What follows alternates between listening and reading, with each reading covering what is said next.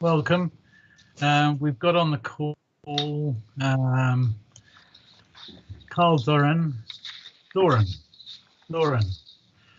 Clive Jones, John Kaiser, Jonathan Nutt, who's I assume just doing the comms, Lindsay Ferris, Madeline Shopland from Democratic Services, Sarah Swindley, Human Resources, and Susan Parsonage, the Chief Executive.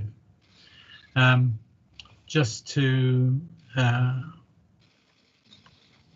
do the housekeeping, please be mute unless you're talking, and put your camera on when you're speaking, Clive.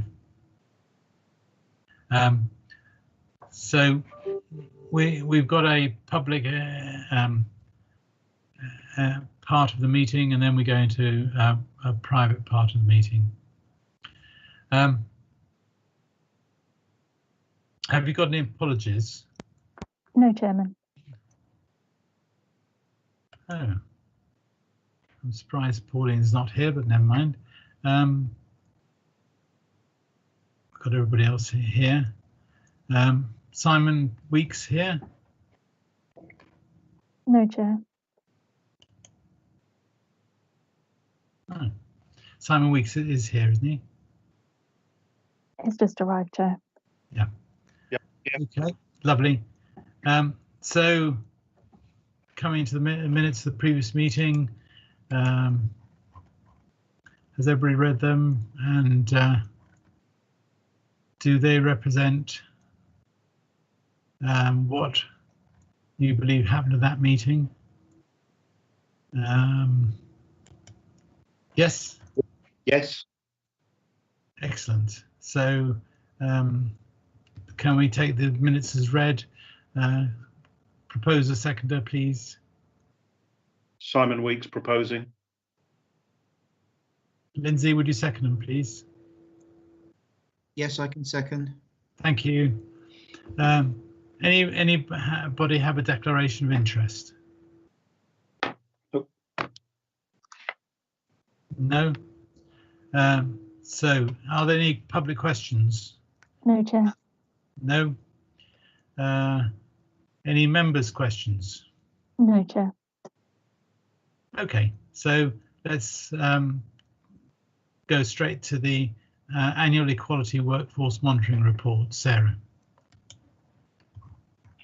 Thank you, Chair. And I'm going to make apologies right now because I'll be looking at my large screen while talking to you, which means I am going to be looking away from the camera. But I am bringing for approval the annual Equality Workforce Monitoring Report. And this is the report that I provide annually that provides comparison of our workforce to our demographic within our local authority, an analysis as to whether or not we're proportionate to our demographic and across our own salary scales. We have an employment equality steering group that reviews this data annually and puts together an action plan to address any anomalies found. And I normally bring this to the Personnel Board for approval about July time. But obviously we had COVID this year, and then we had Black Lives Matter. And both of those things, I think, highlighted to us other pieces of work that we felt were important to put into the annual equalities report, and changed some of the narrative, which meant there's been a delay this year. And it is therefore now presented to you for me to answer any questions of prior to us submitting it to go on in the public domain on our website.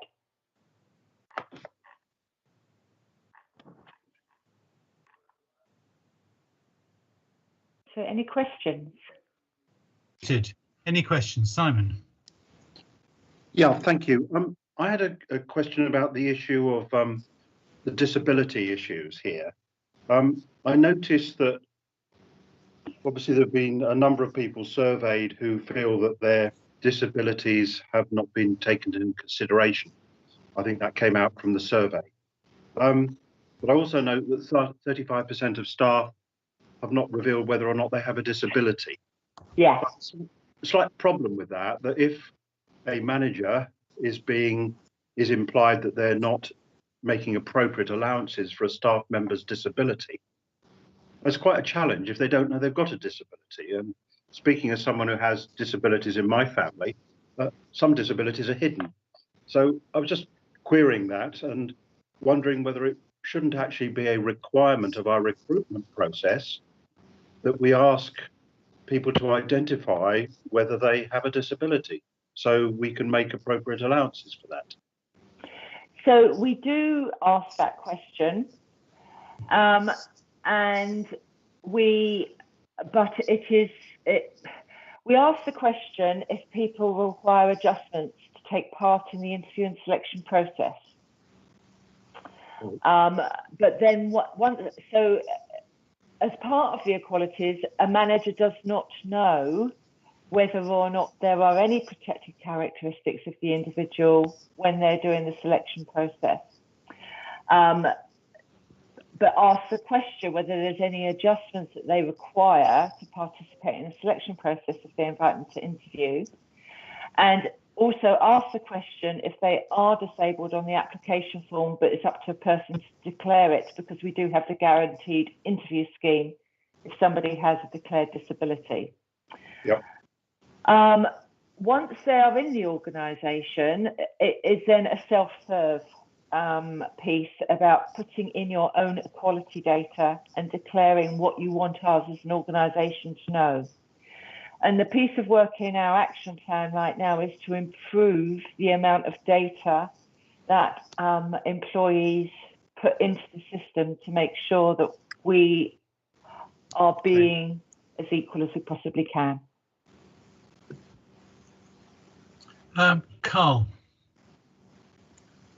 Thank you. Yeah, my question is just about the page 26 of the agenda, which is page 18 of the report, which is about grievance, capability and discipline. Yeah.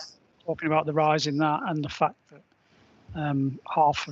over half seem to deal with ethnic minorities, and of which 5 are grievances. I'm just interested, it talks about actions put in place. I just wonder if you could expand on that a little bit in terms of what's been put in place to look at that. Okay, so since we wrote this proposed action plan, we have done a thematic review of those grievances to see if there's any patterns that are taking place across our organisation, because these cases are in different directorates. So it's not all about one manager or one department. They are in different places for different reasons. And there is nothing that is coming through that would imply systemic racism. Good. Yeah, that's where we are at this moment in time. We are talking actively with Unison about that very topic, Susan and I. Okay, thank you. Thank you. Lindsay. Yes, it follows on from Simon's comment. The figure of 35% sounds quite high, and I agree with that. Is this a recent phenomenon? And the second point I want to make is there any linkage at all with the 2 cases that we've had relating to disabilities within the council? Okay. So the non-declaration, no. In fact, it's improved year on year. This is the 4th year we've had this action plan in place. I've done it since I took on this job. And every year we have seen a slight improvement, but I'm talking about 1% at a time, not significant enough to be making real impact. And in fact, we've got a real push on that this year, and lots of other ideas on how to improve that take up. And we talked about it on one of the big conversations with the workforce only the other week. But so no, Lindsay, in answer to your question, that it has got better, not worse, but not statistically significantly better.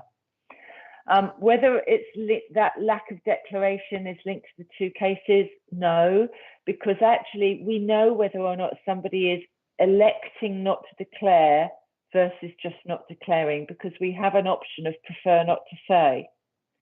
And it's not that people are preferring not to say, they're just not filling in the form. Lindsay? Okay, thank you.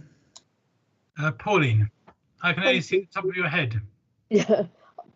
Apologies for being late. For some reason, my Teams link had just totally disappeared from my computer. So thank you very much for resending it.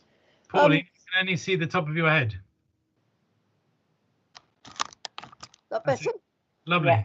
Yeah. Probably the top of my head's the best thing to see.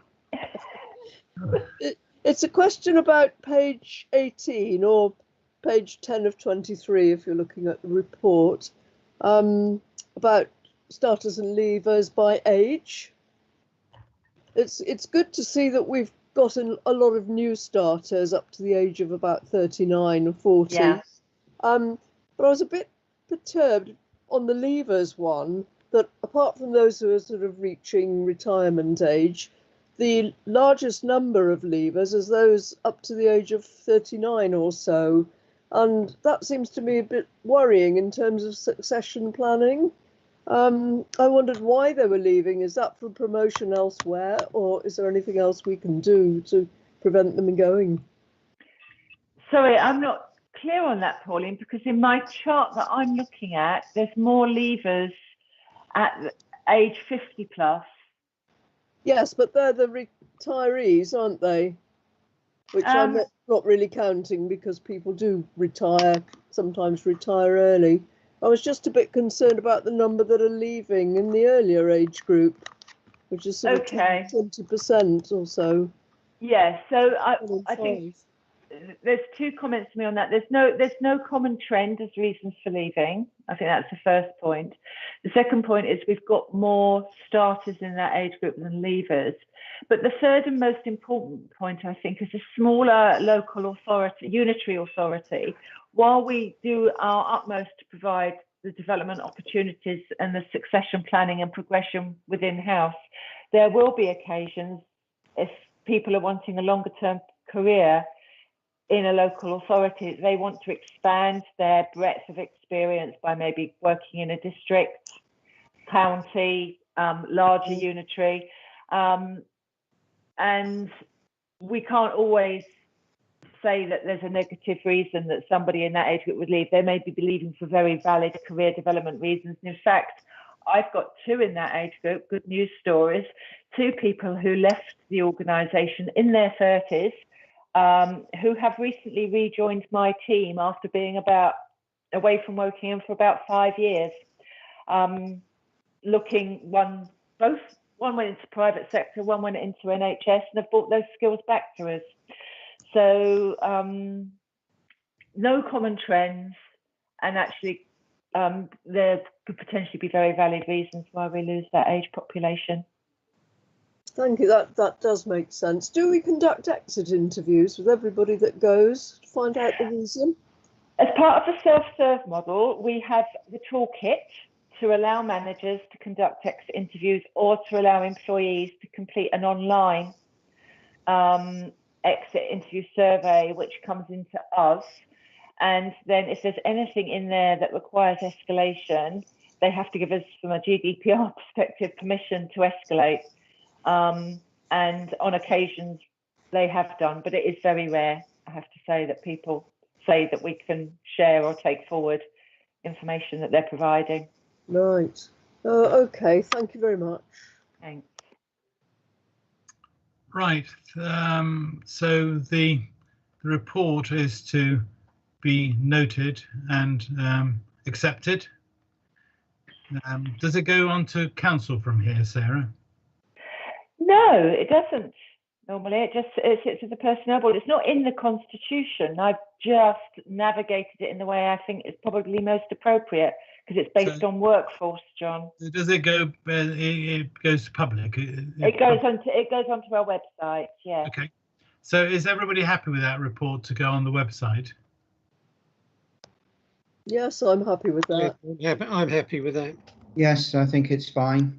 Simon? Simon, you are happy, are you? Yes, I am. Clive is. Lovely, thank you very much. So, Thank you. Jonathan, that's the end of the meeting.